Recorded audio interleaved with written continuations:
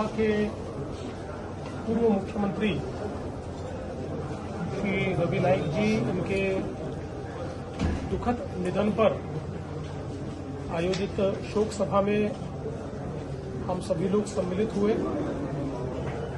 गोवा के राजनीतिक सामाजिक परिवेश में रवि जी का कार्य बहुत बड़ा था। गोवा के बहुत जाने माने नेता के रूप में उनकी ओर देखा जाता था।